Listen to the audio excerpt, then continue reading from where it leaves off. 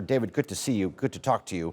Um, you know, it's often been said that the price of failing to bring about a lasting peace in the country could cost hundreds of millions of dollars, perhaps even higher. But there's also a real human cost to this as well. That is absolutely my concern. That is absolutely my concern.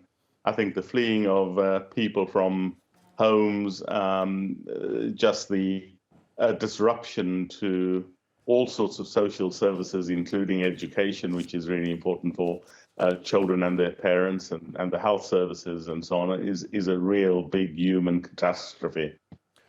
David, you mentioned the people fleeing. That number, as you said, stands at around about 1 million people. The human cost of this conflict has reached epic proportions, and that's not me saying. This is the United Nations stating this as a fact. Do you feel that as long as the power struggle between the army and the RSF continues, the violence continues, the urgent needs of these people are going to be ignored, they're not going to be addressed? I think this is absolutely right, and this is so worrying. It's a real tragedy. I'm in email contact with a former minister of education who herself with her family have had to flee their homes. And I was recently in Ethiopia and very close to the border regions, watching the actual outflow of people and talking to some about their outpourings and concern about this immense unsettling situation to their lives and livelihoods. I am afraid that with the raging war, that human concerns are being, ignored at best.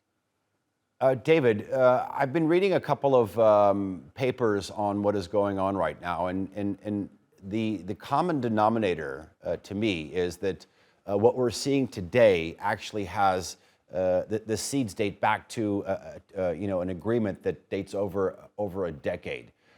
Do you feel that it is vitally important that future violence does not continue? That whether it is the agreement between the two sides, the army and the paramilitary, the RSF, or even civilian groups, that is essential in terms of preventing future conflicts? Absolutely. I really think that civilians and civilian groups do need to be involved in continuing political processes. The 2005 agreement, for example, showed a massive peace dividends in terms of children being able to go back to school, families resettling less, although there were still skirmishes at different parts of the country, but less in terms of the intensity. But these agreements only hold as far as the political processes that led to their establishment in the first place can be made secure. And they can only be made secure where there is a truly democratic forms of governance, democratic forms of counseling, ways in which to mediate power struggles, which is what we are witnessing now. So that's absolutely important, is to lay the foundations and to secure those foundations for future and continued peace and success through civilian participation. Okay, David Johnson, thank you very much for joining us here on the NewsHour. I do appreciate